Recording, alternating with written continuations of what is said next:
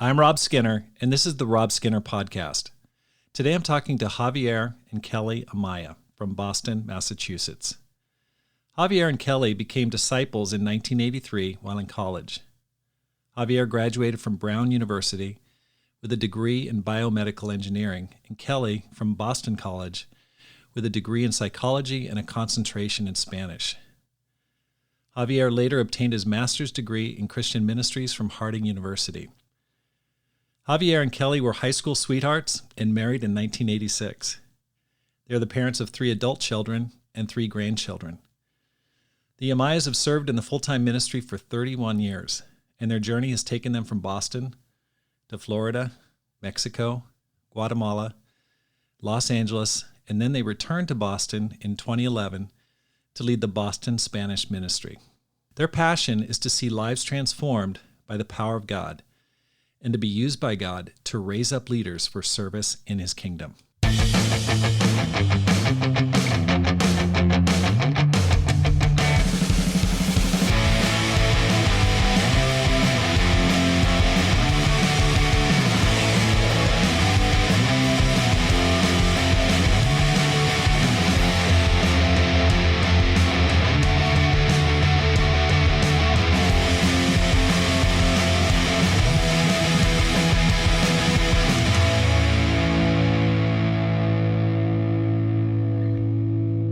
Welcome back to the Rob Skinner Podcast. My goal is to inspire you to live a no-regrets life, to make this life count, and to multiply disciples, leaders, and churches. I just came back this past week from an awesome men's retreat. I guess it's a week or so ago.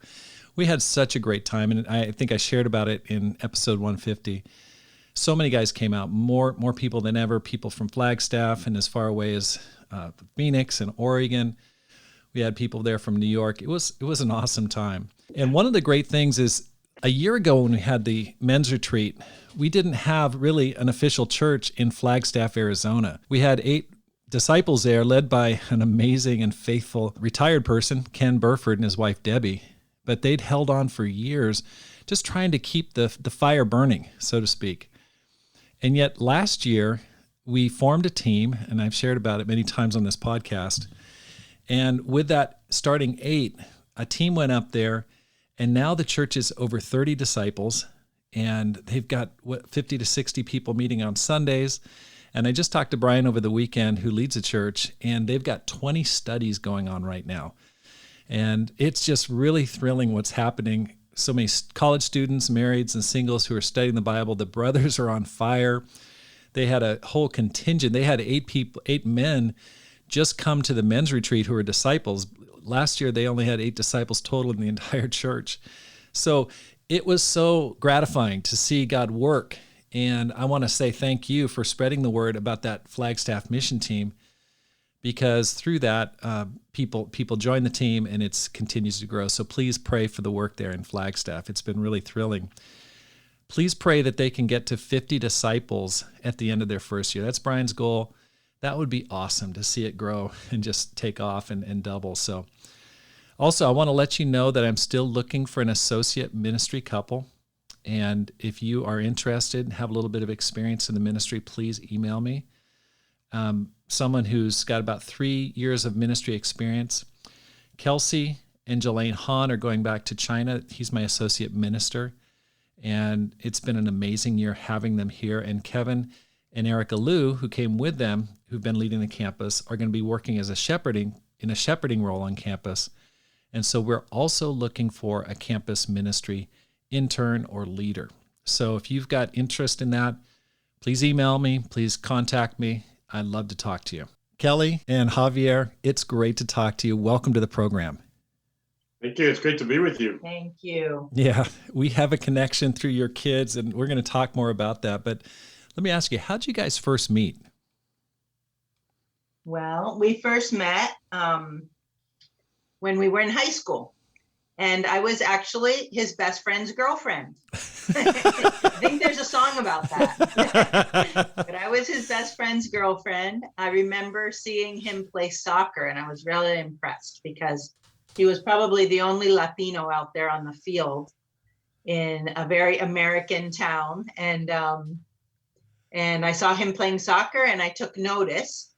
And then when his best friend broke up with me, Javier came to console me. And I've been at it since then. Yeah, that's his story. That's his story, that he's still consoling me many, many years later. We dated in high school, and then through college, and afterwards we dated over 7 years. That's a long time. Okay. Yeah, 3.5 before we were Christians, and then 3.5 as Christians. Okay, so let's talk more about that. So, Javier, you went to Brown, and Kelly, you went to Boston College. These are both like amazing, elite Ivy League schools. And how'd you become Christians? I was actually reached out to. I decided I was religious, and I knew I needed to be going to some church while I was in Boston. So I decided I was going to go to a different church every weekend until I found one that I liked. And I went to one and didn't like it at all. And then God put a Bolivian young man that was going to Boston College with me in my path, and he invited me to go to Bible talk. And so I started going to Bible talk, and it was just incredible because there were very few Latinos, maybe a handful at Boston College. But I really see it as God's hand, how he had a Latino reach out to me. I became a Christian, and then of course, Bernardo Cáceres, that was his name. And he then helped reach out to Javier. And I dragged Javier along with me to the campus devotionals. And he wasn't too into it at first, but he really had an open heart. Yeah, I was the boyfriend that, people said, well, that's kind of what you got to count the cost. And really, it was seeing her transformation that drew me in. At her baptism, I went forward really just to go be curious about the baptism. But at the time, the church would have also people come forward for prayers. And they asked me if I wanted to study the Bible. And I was like, whatever. Yeah, I guess. And so that's how I started studying the Bible. And then I'd come from Providence to Boston every weekend to go to Campus Devo on Friday, Saturday, do a study, Sunday, go to church, and then go back to Brown. And by Wednesday, I'd be like, this is crazy. What am I doing? But then she'd call me, she'd encourage me. I'd show up the Friday again, and I'd keep going. And then it was just a matter of the studies and becoming a Christian. Wow. Okay. How far is that from Providence to Boston? It's not that far. It's 2 states. But Providence, Rhode Island, and Massachusetts are really close to each other. So it's an hour and change, an hour and a half. We didn't have cars though. Yeah, so that was a challenge. Was walk to the bus station, take the bus to the T to get places. And so it was quite the journey and sacrifice of his time when he was quite stressed out studying biomedical engineering at Brown. And the challenge was then when I became a Christian, inviting my friends. I go, you want to go to church? Yeah. Okay. Let's go to another state to go to church. They look at me like, what are you crazy? But that's amazing. Okay. So you studied the Bible. Once Kelly got baptized, that kind of spurred you on to go, okay, I better, correct. If I want to keep this relationship, I need to get serious, I guess, about this. Now, you guys both came from elite colleges. Now, you've made a funny face there, Kelly. Maybe Boston College is not considered an Ivy League. I see. Okay. But it is awesome. Yes. It's definitely an elite college, and both are expensive colleges for sure, private colleges. What was your ambition before you became Christians? I mean, if someone were to ask you guys what you were planning on doing prior to becoming Christians with your future, what would you have told them? I always wanted to become a social worker or psychologist and help people. That was a passion I had since I was a kid. And so my goal when I went to Boston College was to become a psychologist and be able to do therapy. Mm-hmm. Okay, so for me it was. Let me just tag on a question here. What was your attraction to? You mentioned that you noticed that in high school that Javier was a great soccer player, and then you met this. Is it Colombian or Bolivian? A Bolivian. Okay, was there? And then you got a concentration in Spanish. Tell me, what was the attraction? Javier's Colombian. Javier's from Colombia. Mm-hmm. The boy that reached out to me at Boston College, he was from Bolivia. Okay. But yeah, I got a concentration in Spanish. When I was a little girl, my mom was a single mom. And when I was about 7 years old, she was just curious. No one in my family ever spoke a word of Spanish, but my mom had it in her mind that she just wanted to take a Spanish class. She was curious. So since she didn't have a babysitter for me, she asked the professor at the community college if she could bring me along. So it was me with a classroom full of adults. But I was learning it with my mom. Then I got chicken pox. We had to drop out of the class. But she always told me, when you can study a language, you need to study Spanish because it's going to be very important in the future. Oh my So I just always assumed when I can, I'll have to study Spanish. And that's what I did.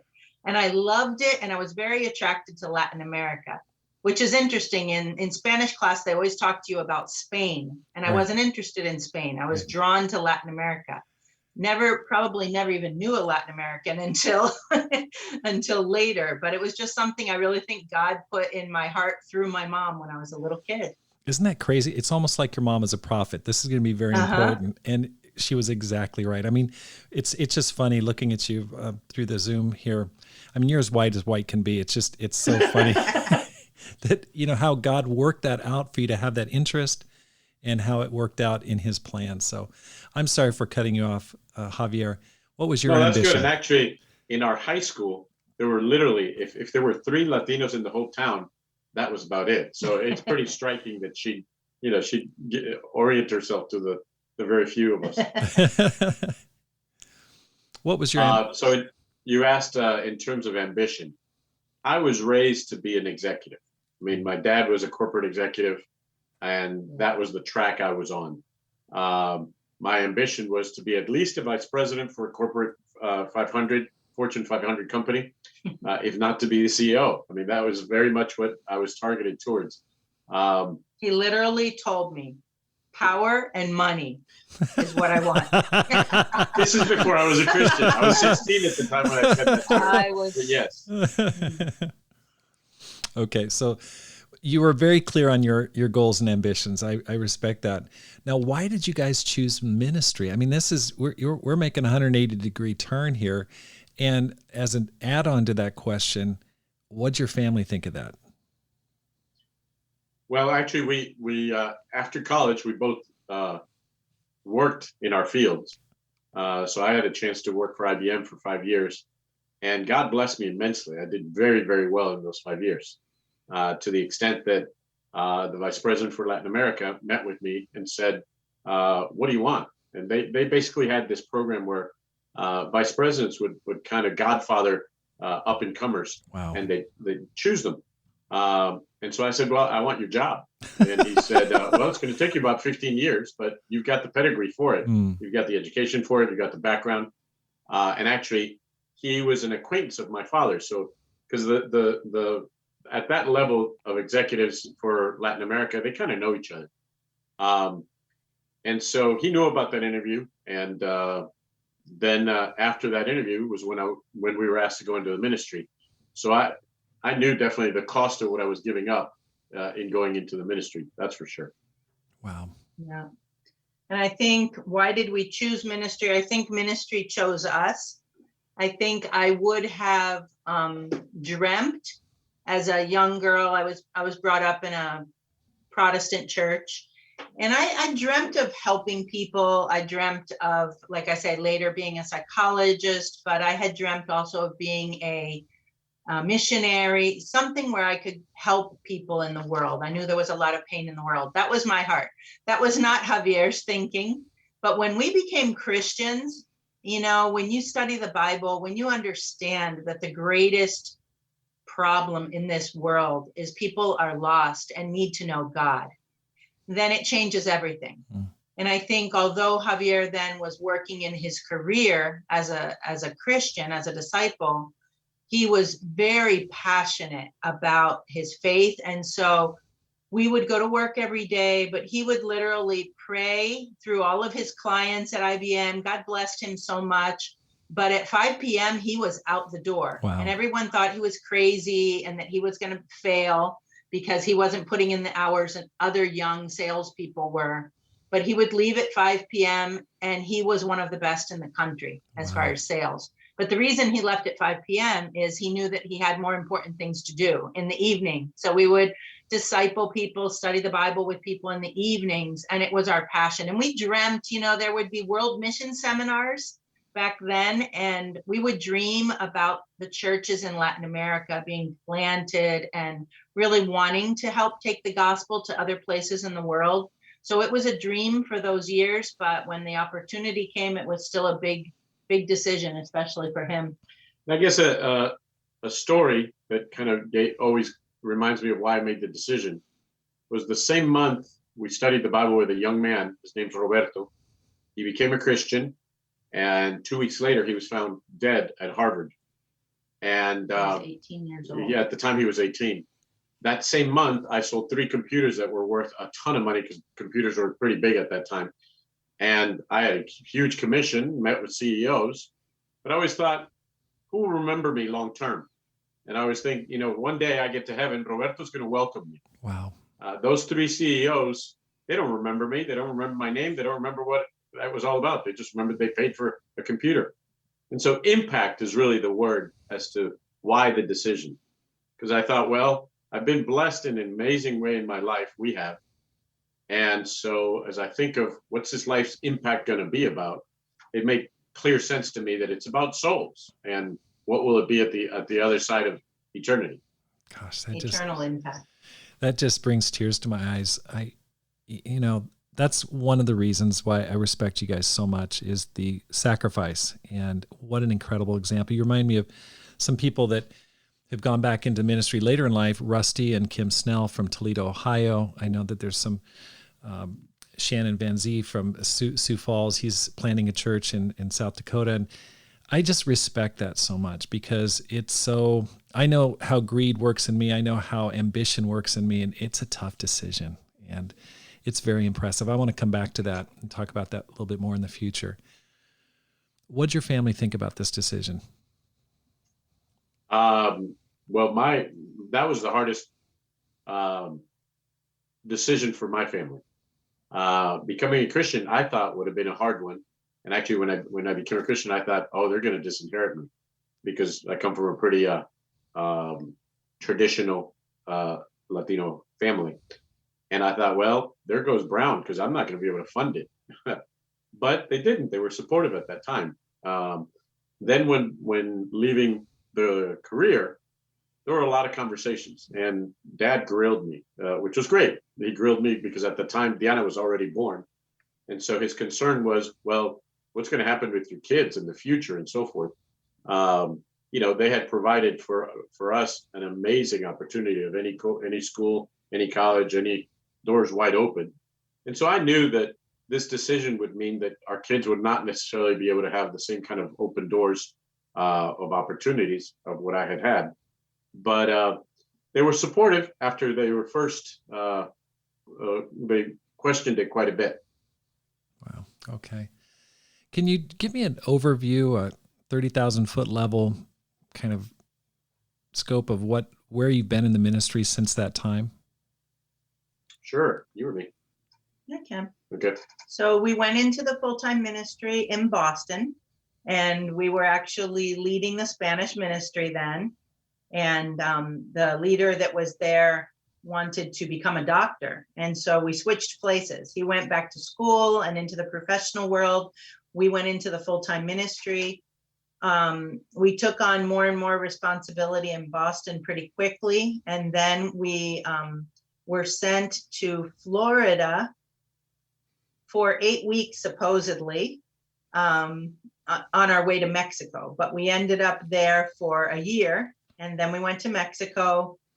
6 months later, we were sent to Guatemala for the rest of our lives. Ended up there for 6 months. Then went back to Mexico and actually worked for Hope Worldwide and led a large group of the church in Mexico City for a number of years, about 5.5 more years. And then we went to LA, and we were still working for Hope Worldwide and the church. And then in 2003, we stopped working with Hope Worldwide and started leading one of the regions in the LA church in a time of crisis. And we were there in LA for a total of 11 years. And Then in a time of crisis, Boston asked us to come back to Boston to lead the Spanish ministry again, full circle. And we've been here back in Boston another 11 years now. Okay, so were you on the Mexico City mission planting? No. Mm-mm. When we got to Mexico City, the church had been there, I don't know how many years, but there were already about 800 members in Mexico City when we got there. Okay, so it had grown quite a bit, pretty explosive. Yeah. I remember when that went out. Yeah, we got to see it grow from 800 to 3,000 during 5 years. That was amazing. That's amazing. So when did you, okay, it was planted in 1986, right? With Phil Lamb? Yes. Phil and Donna Correct. Lamb. And then when did you guys get there? 91? No, I think it was December of 93. Yeah, you're right. or Okay, so 94. 7 years it had grown to 800, which is amazing. 94. It's December of 94. Yeah. Okay. So you've had tons of experiences. What was one of the toughest times for you in the ministry, and how did you work your way through it? You want to go first? Oh boy. There have been many.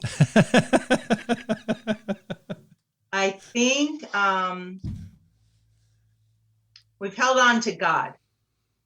I think just holding on to God, holding on to God's word.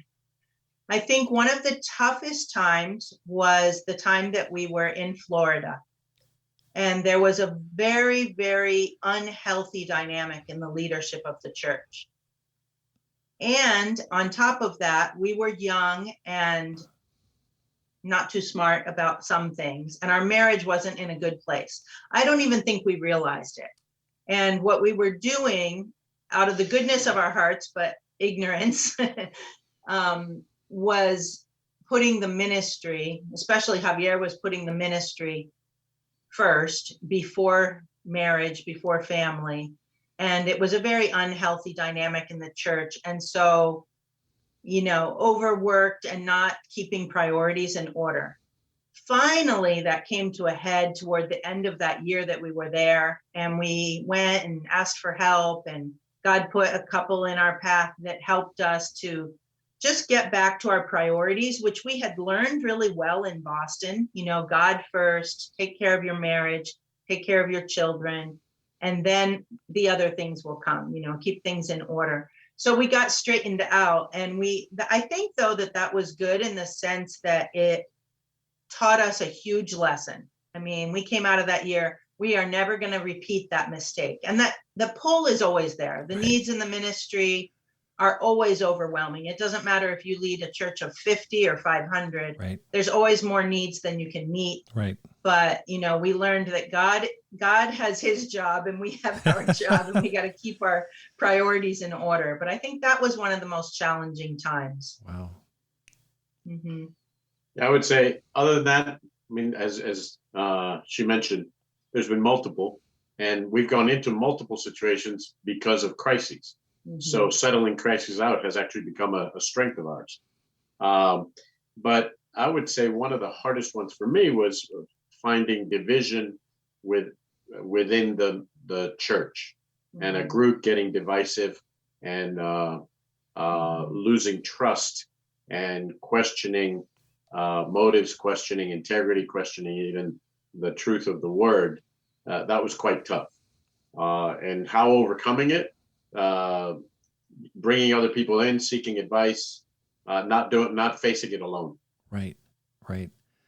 Well, that was certainly seen in 2003 in the aftermath of that. There was certainly a lot of challenges. I don't know if we have time to get into all that, but I've been there, and it is really, really challenging. Okay. Can you, on the flip side of that, other than the tough times, can you share about a time or two that you saw God's power and his presence in a very clear way? You just felt like, whoa, I can see the footsteps of God right here. Sure. One of the greatest joys of our ministry life was we went into Guatemala when it was 6 months old as a church. And at the time, the church had 80 members. And so within the next 6 months, we got to see it go from 80 to 120. in 6 months. Wow, that's awesome. And it was so clear to us, this is God at work, because we know ourselves, we know our weaknesses, and we knew those 80 people and what they really had in terms of base and depth and so forth. And it was just amazing to see God do that. I mean, the anniversary service, we had 640 or something like that in attendance. We're like, where are these people coming from? Yeah. And it was just so evident. Oh, this is God at work. There is no question. So that's one that always has kept a very dear place in my heart. I think there's a lot, but I think another one that we wanted to share about is it's laughable. We were foreigners in Mexico City, and at one point we were asked to stop leading a super region and lead a Bible talk of arts and media. So the artists. We couldn't have named one single artist, I think. And neither one of us by nature is really artistic. She is way more than me. Well, I don't know. We don't even know movie stars and musical groups in the United States, leave alone in Mexico, right? So we were asked to lead that. And so we were given a group of people that were kind of, very artistic, creative people. They didn't get along with each other. They were a misfit group of people, to say the least. And we kind of looked around at each other. There were 8 people, and we were like, oh my goodness, we need God. And we started praying, but they were very evangelistic. And that group became such a family. And we saw that group grow to 26 people in no time. I mean, it was a year of fruitfulness, singles, young singles, older singles, single mothers, married couples became disciples. It was just so much fun. And we did meet a number of very famous people in the process, got to share our faith with them, because we were also working with Hope Worldwide. And so we would take our little ragtag group to serve the poor. And we also were doing fundraisers and reached out to artists that did fundraisers with us. But it was just the power of God. It was really, really beautiful how God can take a weak group of people that are very human and then do great things with them. And that's just one of many, miracles we've seen God do over the years. Right. That is so cool. I know your daughter Deanna's got an incredible voice, so there must be some artistic passion in there. I just got to ask you, that comes from Kelly's mom. Both girls have an amazing voice, and it comes from Kelly's mom. Right. Okay. That's fantastic. Now, can you? There's a lot of questions that pop up here. One, Javier, how come you never went back to Colombia? That's where your family comes from. Why? Great question. Actually, when we left Boston, this was an edit I was going to make. We left Boston with the plan to go lead Colombia, and so we went to Florida. But things in Colombia were going well enough that they didn't need us there. Instead, we were sent to Mexico. So it's always been a something in my heart, thinking, how do we help Colombia? And funny you should ask, because I'm going next week I was invited to go do their 30th anniversary service. And so it's really a very special moment. And I told the guys, I met with them actually this morning, that I've been praying for them before they were spiritually born, because I've been praying for this church since I was a Christian. So it's great to reconnect there. And I shared with them, how we stay very, very connected with Mexico in particular. We have a discipleship relationship with the leadership of Mexico City. And we've been involved with that for decades. And I said to the Colombia guys, part of my coming here is really because I felt a yearning to help Colombia in some way. And so they were like, yeah, let's build this relationship. So that's really good. That is so cool. I mean, especially during the 80s with Pablo Escobar, and it must have been something on your mind at that time. What was your family thinking during that time? At the thought of maybe you going back to Colombia, were they worried about you if that was your intention at that time? Yeah, they were. And actually, when we went to Mexico, that was also a concern, because we left them. I mean, they were here in Connecticut, close by in Connecticut. And so when we went to Latin America, it was not only the cost of the distance of us moving, but also the cost of them not being able to see their grandchildren and so forth. So in either one, in the places we've gone, there's been a bit of concern about even our safety, because also when we moved to Guatemala, it was during Guatemala going through a civil war. And so there was quite a bit of concern of what are you doing taking this lily white wife Right. and these two girls at the time Right. to this place. But God's protected us in an amazing way. I think we were so excited about the mission and why we were there. And also, I'm just so naive.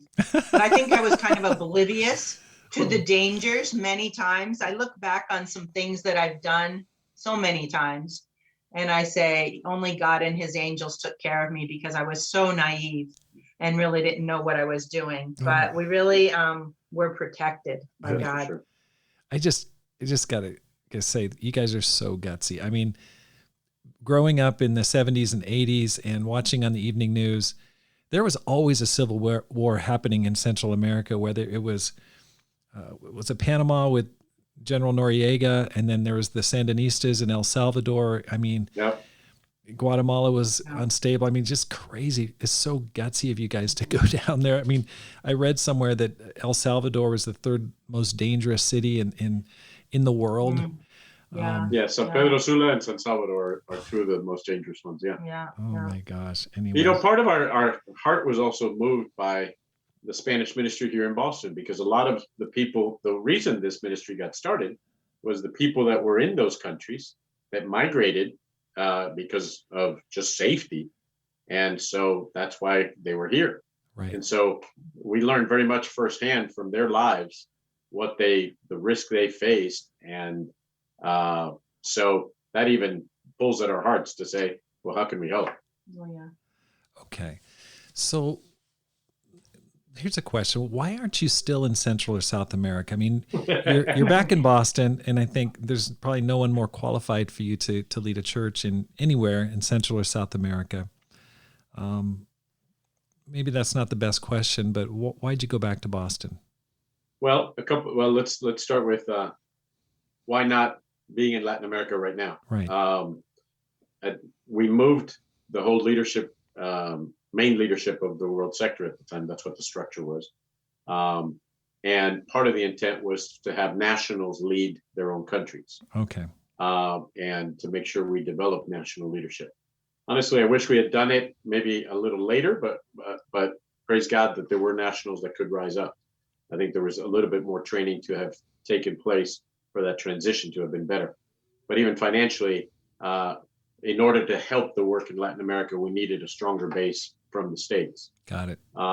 Also, our mission model at the time was we needed to have it funded more through nationals than through internationals.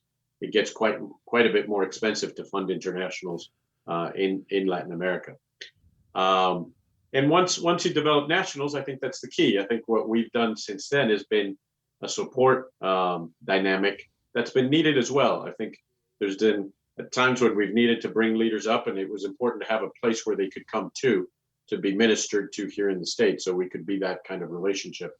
But also even in developing relationships up here, we could bring some of the resources to help them, whether it be bringing elders down or even crisis management down, and lately even developing schools of missions. Through our being up here, we've developed the relationships so that schools of missions can then go down there. So, for example, the Beam Fund has a school of missions here in Boston.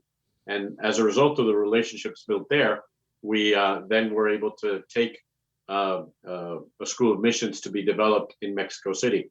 Had we only been in Latin America, we wouldn't have the relationships to build those kinds of bridges. And I think in that, some of the gift sets we have permit those bridges to be built, but other than that, they just don't happen. Yet there's definitely a tug of seeing the need and feeling, well, how do we help? Now the challenge is we have kids and grandchildren, and so that's another factor. Oh boy, I know what that's like. That's for sure.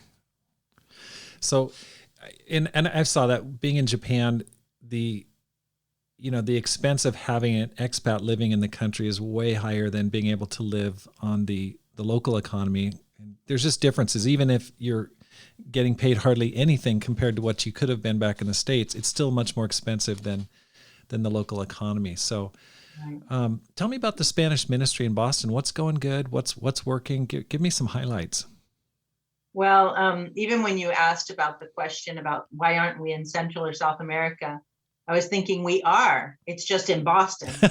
There are, yeah, I mean, talk about, I'll get on a soapbox very, very quickly when it comes to Latin ministries. I think there's huge need. And in the Boston church, what you think about Boston, Massachusetts, and New England, you don't think of very many Latinos being there. Definitely not. Yet there's thousands and thousands of Latinos that need to know God, right? They need to know the truth.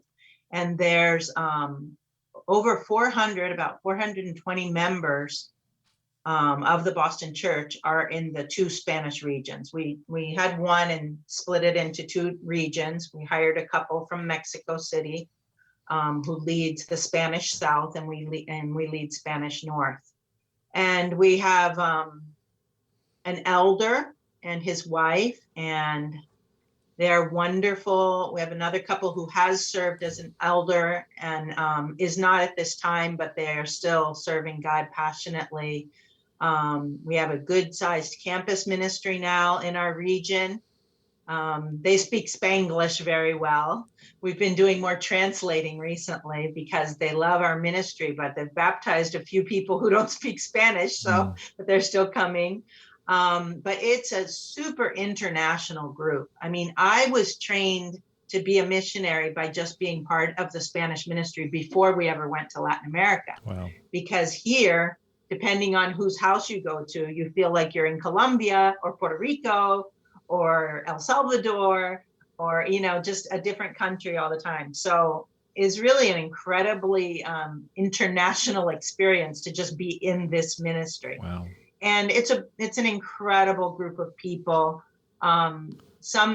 Many people are needy, quite needy. They come here with nothing as immigrants to find a better life and to be able to have a better life for their children.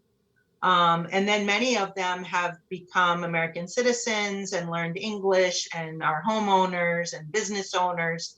And so when we left Boston for almost 20 years and came back, we found some of the same people had really progressed in their life and in their faith, and it was really inspiring. But it's quite an awesome, passionate, emotional, great fellowship in a Spanish ministry. It's an incredible ministry. I think it's pretty amazing to consider if in Boston, of such a New England town, there can be over 400 Spanish-speaking disciples, and then what would happen in other cities that are way more Latinos? Right. I believe it could be thousands upon thousands. Right. So, you know, that to us, that's one of the highlights of saying, well, if this can happen here, how much more could happen in other cities? Right. Okay. Perfect segue into my next question. What advice would you give for someone thinking about a Spanish ministry in their church? And this, I mean, I'm in Tucson. We are 90 miles from the border, really close. We've thought about it. In fact, we had a couple come out and visit who was they were interested in moving here. It didn't work out. A Spanish-speaking couple. But it's interesting because when I talk to different ministers and try to get advice about a Spanish ministry, I get different opinions. I talk to some ministers and like, no Spanish ministry. We don't have it. We don't want it. It's going to cause division in your church. It's not good. And these are high profile leaders. They're not, just bumpkins. They really know what they're doing, but they have very strong opinions. And then other people are like, oh, absolutely. Should have had one 10 years ago. Why don't you have one yet? And so I'd like to know from you, in your expertise, what advice would you give? I think the first thing is it's really sad to hear that thought that there's any connection between Spanish ministry and divisive. And that's very sad to me to hear that. I understand it, but I'm saddened by it. I would say about that, and I've heard that too over the years. And I have known Spanish ministries that have not gone well, and that some people have been disunified with the church leadership. But I would ask, has that happened more with English-speaking ministries or with Spanish-speaking ministries? That's happened much more frequently within American English-speaking ministries. There will be divisions because people are sinners. Right. That will happen sometimes. Right. And so I think that the reason that people feel that fear is the lack of relationship, the lack of building relationships, deep relationships, and not knowing enough. And if you hear of one, you could attribute it to being a Spanish ministry, as opposed to just attributing it to human beings sometimes have sin. Human beings are sometimes disunified, but the need is immense, and with good relationships, great unity, and great support of a more diverse and dynamic church can be built. And we see that here in Boston. We get to live that here in Boston. So in terms of advice, I think I'll mention two names, Marty Fuqua and Wyndham Shaw. I think if you look at the two strongest Spanish-speaking ministries in the nation, LA and Boston would be it. And I would attest it to the relationship between a significant leader in the church and his devotion and commitment to it, and then the people that are trained there. Rafael Lua was trained by Marty. I was trained by Wyndham. As a result of the depth of that connection and those relationships, the trust that gets built into that ministry, it's the exact same church. It's just in a different language. Now it has its flavor, it's got its personality, it's got its huge strengths, but it also has its particular weaknesses. And I think it's vital that that main leader commits to it and decides, I'm going to build the relationship with the people, the person and the people, the group that are going to be leading it, and I'm in it for the long haul. If you're in it for the long haul, you'll journey through the highs, because we tend to provide fruit in, I call it more like grapes more than apples. We don't come one at a time, we come in clusters. And so when the result of that, it's quite inspiring to see, 10, 20, 30 baptisms all of a sudden. But in the same way, a cluster of grapes can also sour.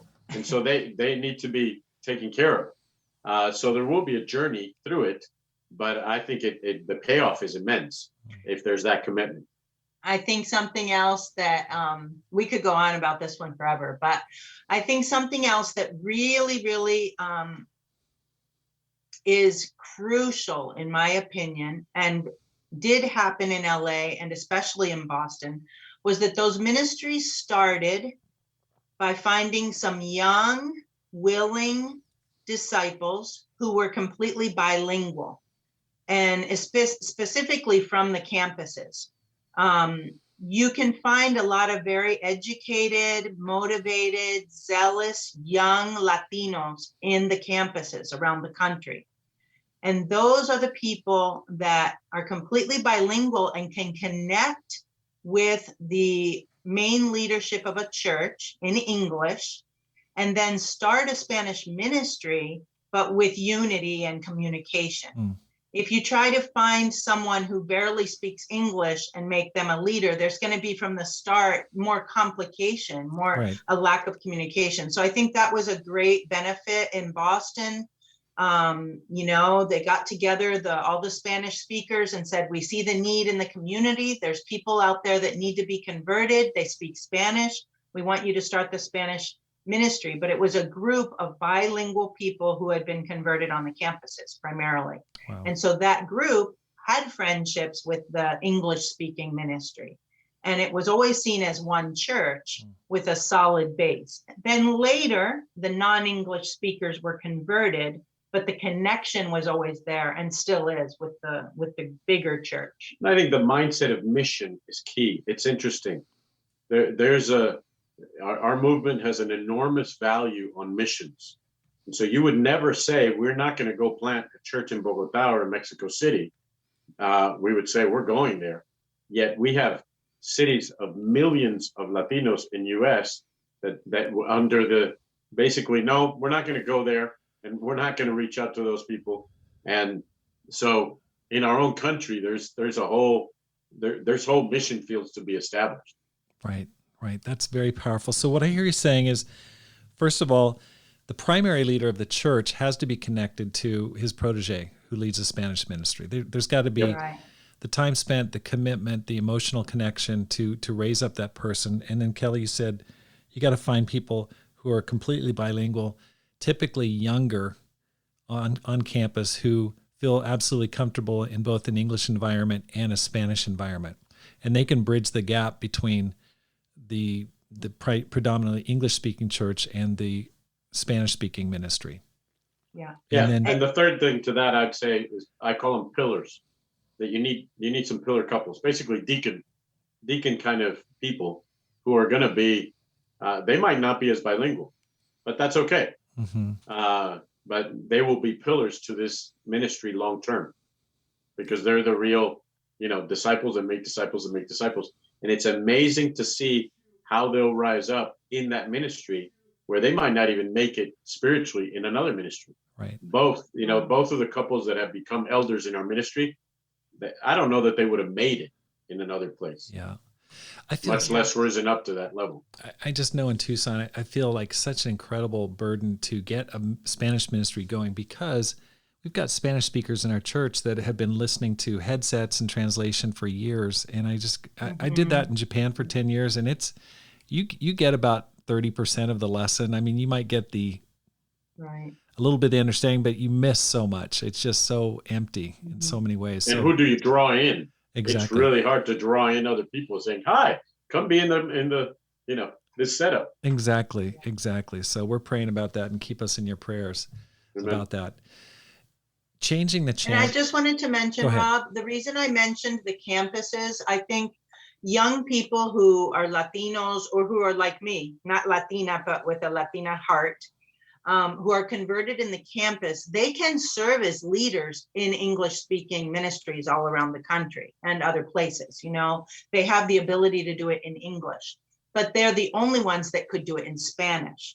So I would like to persuade more church leaders to see that those people are very special, and they can touch the fastest growing demographic in the U.S., which is the Latinos. Right. They multiply. Right.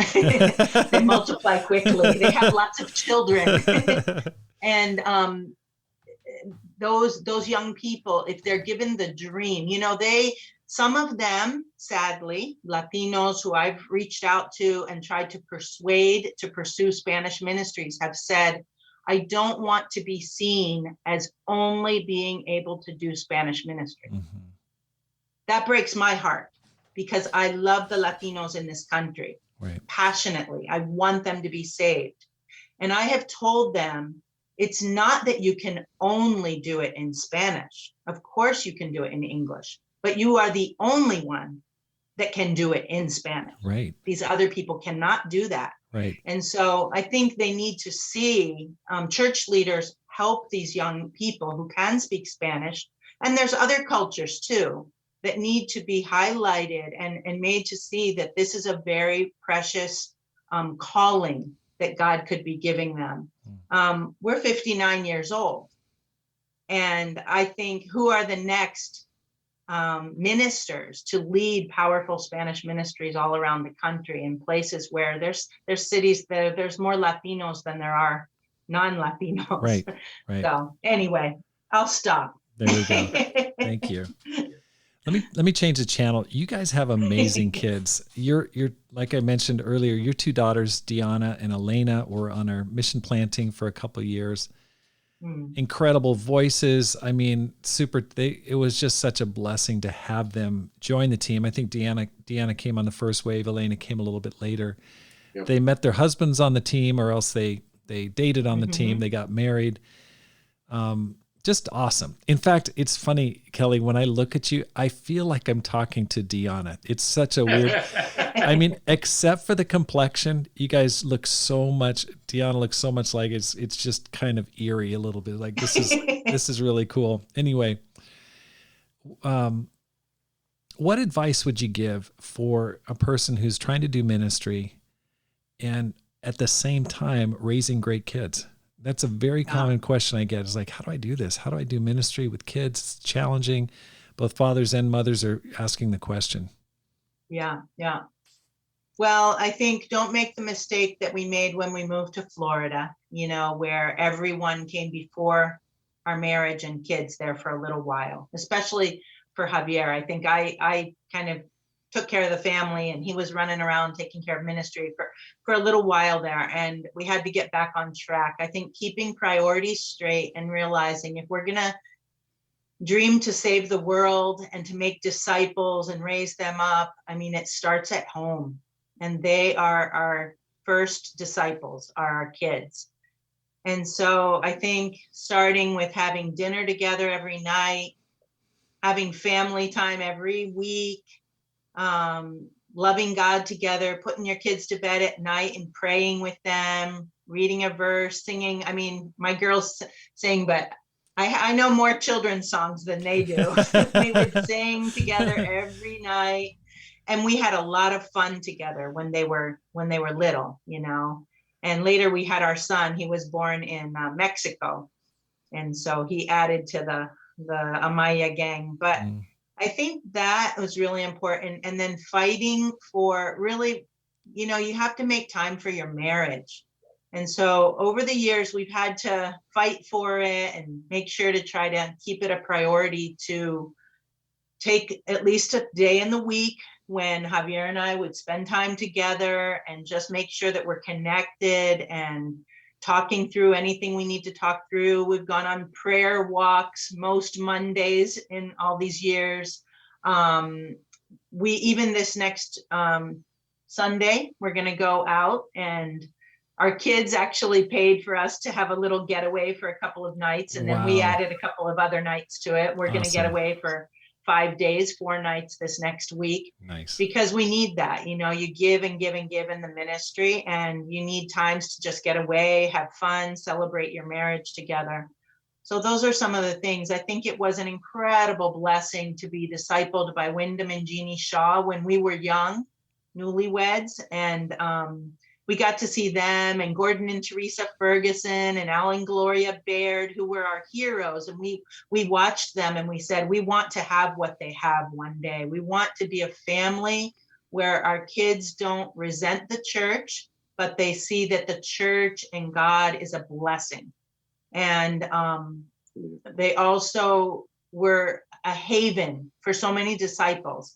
And we said that, we talked about that when we were really young. We said we want our home to be a haven for people to come to. Yeah, a couple of things that stand out to me are when Diana was studying the Bible, our elder at the time, John Mano, had a time with her.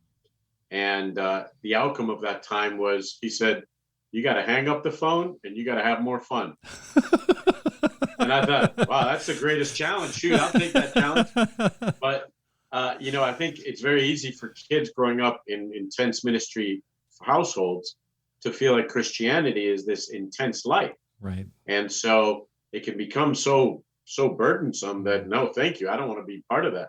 So it was key for us to turn off the phone, spend time with each other, and just have fun. And that she could see, and that the kids could restore a bit more of the sense of the fun of life in Christianity in the family, because it can get intense. And I think what Kelly mentioned regarding marriage, I think that's enormous. I right now we're thrilled. All of our kids are within 25 minutes of each other. Nice. And I think that's on purpose, that we enjoy each other's lives, because they've seen our marriage. They enjoy this marriage. And so you want to make sure that eventually they like what they've seen and that it's for real, because they'll want to imitate it. They keep coming back. We've had them all live with us as adults at some point. Yeah. Our son is now engaged. He's living with us for a little bit more here before he gets married. That's awesome. Yeah, this empty nest thing, the nest keeps coming and building and That's right. sending out. It gets refilled. That's great. That's great. Well, you've done a great job. Just love your kids. It was such a high point to have them here and just all that they brought to it. So I want to say a little hi to Deanna and Elena. Miss you, and Dakota and Ben, and so happy for you guys being close to your family. So miss you. You guys are always in the Hall of Fame of Tucson, the Tucson Church of Christ. We have a little statue of each one of you guys. There you go. Do you guys have any regrets as you look back? I mean, you've had a long ministry career, lots of ups and downs. Anything you do differently? You know, you had asked this question, and I chewed on that one. All the others, I thought, oh, that's so easy. This one, I thought, oh, wait a second, I need to chew on this. And the one simple one that I came to was worry. I spent way too much time throughout these years worrying. And we have an amazing, loving, powerful, mighty God who's in charge. And he has taken care of us in an amazing, amazing way. You know, at times, because of my background, people will say, oh, you sacrificed so much. I really haven't. Our amazing Father has taken care of us in incredible ways. But I just wasted too much time worrying throughout it. Wow. So that'd be my one. Amen. I think for me, I could think of things that I would definitely do differently in ministry. I think you do the best you can when you're in the situation. You get input, you pray, you hang in there, and you make mistakes along the way and learn. But the bigger thing, like Javier said, worry, for me, I would say insecurity. I wish I could go back and tell my younger self, you know, you are chosen by God. Yes, with all of your sins and weaknesses and struggles and problems, but you're chosen by God, and it's by God's power that you're going to do things and serve him. And God wants to use you. And don't second guess, don't doubt, don't worry about not being good enough, not being strong enough, not being spiritual enough.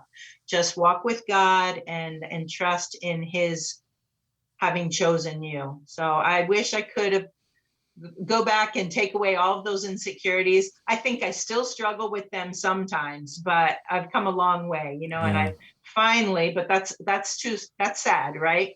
At 50 some, I think I started believing that, you know, God has chosen you to lead in his kingdom, to serve him, and he's with you and he's using you. Yeah. Oh, you guys are amazing. I just thank you for sharing so openly. I mean, there are times when I just flash back and I just cringe at some of the things I've said or done. And I'm really glad I can't go back, because it'd just be, you know, a fruitless effort. There's just too many things to second guess. But I just praise God that he's able to work through our weaknesses. And, exactly. And That's right. And I really appreciate, Javier, you sharing that, because worry is such a big deal. I mean, Jesus said that.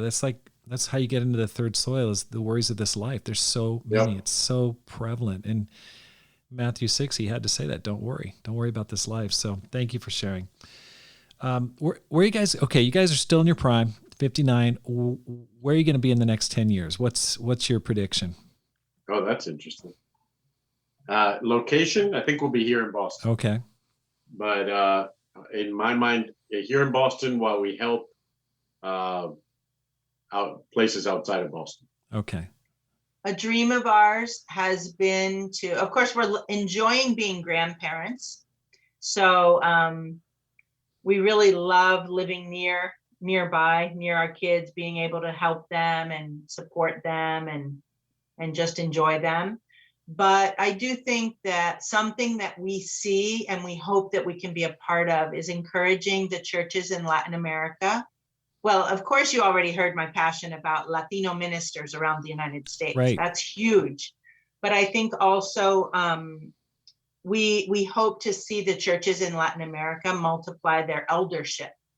There's a church of 4,000 members in Mexico City, and just a few years ago, they appointed their first 2 elders. And the work is overwhelming for 2 people and their wives. And so they really need more there, but all over Latin America, there's very, very few elders. And so just we hope to be able to travel, to be able to encourage churches. Javier's excited to go to Colombia and preach this next week, but I hope that we'll be able to do more of that in the future. Wow, that's awesome. That's so exciting. Okay, this tracks back to your time in Mexico. My favorite Mexican actress is Kate del Castillo. Did you get a chance to meet her when you're leading that arts media ministry? No.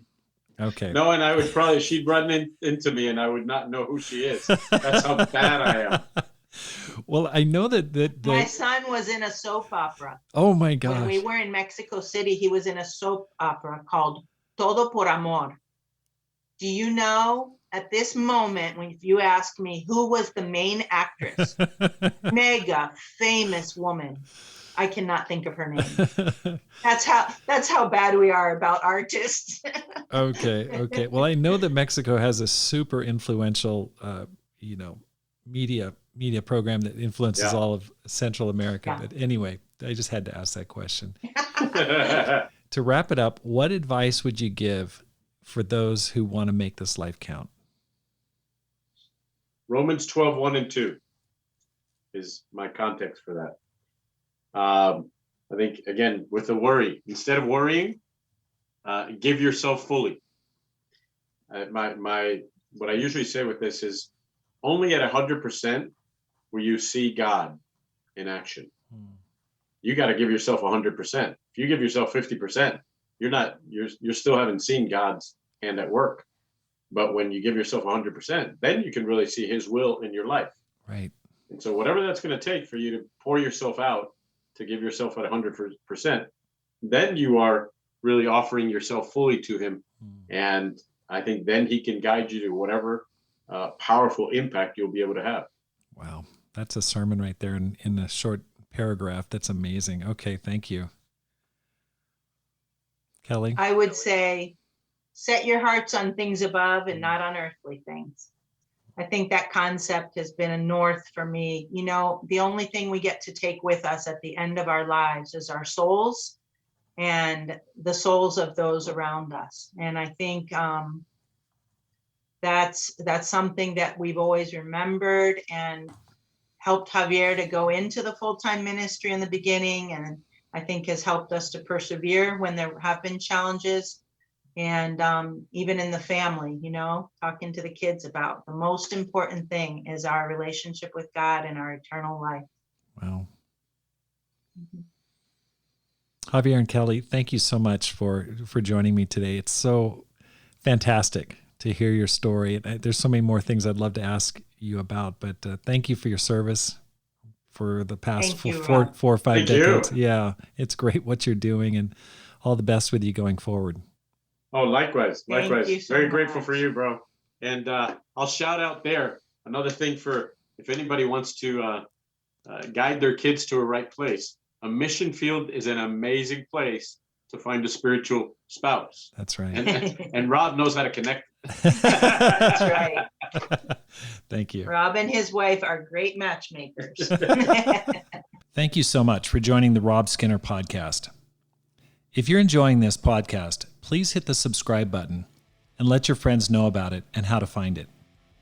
Because my goal is to inspire you to make this life count, live a no regrets life, and multiply disciples, leaders, and churches. Have a great day and make this life count.